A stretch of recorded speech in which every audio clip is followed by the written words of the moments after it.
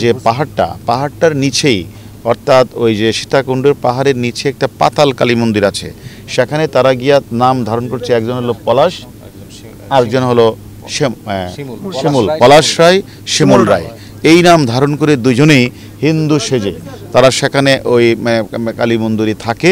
আর রাতের বেলা এনে ঘুম, মানে তারা বলে যে আমরা মাকে বেশি ভালোবাসি, আমরা কালী মন্দির ছাড়া থাকতে পারি না। এই ছদ্মবেশ ধারণ করে তারা এখানে প্রায় 23 দিনের মতো ছিল।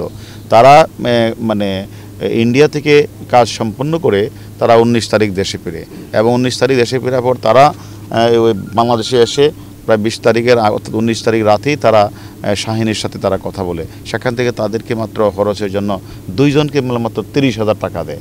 এই 30,000 টাকা নিয়ে তারা যেহেতু মানে এই এলাকাগুলি চিনে, একসময় ট্রাক ড্রাইভারই করেছে, সেই কারণে তারা এই গহীন অরণ্যকে তারা চিনার কারণে, এবং তারা পাতাল কালী মন্দিরে গিয়ে তাদের হিন্দু নাম ধারণ করে তারা সেখানে থাকতেন। কোনো সময় আমরা খবর পেয়েছি সুন্দরবন, কোনো সময় আমরা সমুদ্রে, কোনো সময় আমরা শুনছি পাহাড়ে, বিভিন্ন জায়গায় আমরা কিন্তু তথ্য পাচ্ছিলাম। এবং আমরা আমাদের ডিজিটাল এভিডেন্সের মাধ্যমে এবং আমাদের যে গোয়েন্দা তথ্যের মাধ্যমে আমরা কিন্তু সবসময় আমরা কাজ করতেছিলাম। কিন্তু গতকাল শুনলাম তারা মানে খাগড়াছড়ি অথবা ওই মানে সীতাকুণ্ডের পাহাড়ের এক জায়গায় তারা আছে।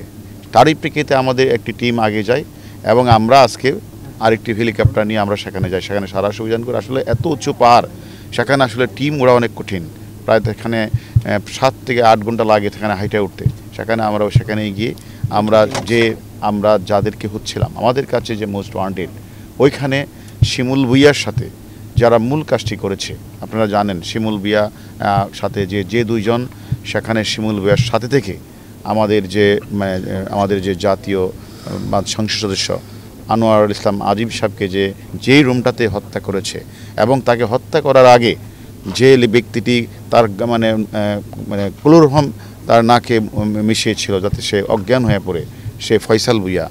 এবং এখানে যে মুস্তাফিজ, যাকে মানে বিভস্র করে, যাকে নিয়ে তারা মানে সেই চেয়ারে বসে বেঁধে তারপর তার যখন মৃত্যু নিশ্চিত হয়, তখন তারা তাকে এই বাথরুমের পাশে নিয়ে এই যে মুস্তাফিজ, আজকের শিমুল ভুইয়া, আর এর আগে গ্রেপ্তার হয়েছে জিহাদ, এবং এর আগে গ্রেপ্তার হয়েছে আমাদের শিমুল ভুইয়া। শিমুল ভুইয়া ছিল মূল ঘাতক, তারই মূল সহযোগী ছিল আজকে যে দুইজনকে আমরা গ্রেপ্তার করেছি, সে হলো ফয়সাল এবং মুস্তাফিজ।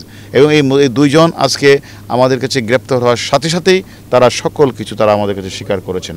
তারপরেও আমরা যেহেতু তাদেরকে আজকে তাদের গ্রেপ্তার হয়েছে, আমরা আরেকটু জিজ্ঞাসাবাদ করে তারপরে আমরা আপনাদেরকে পরবর্তী পর্যায়ে বিস্তারিত জানাই।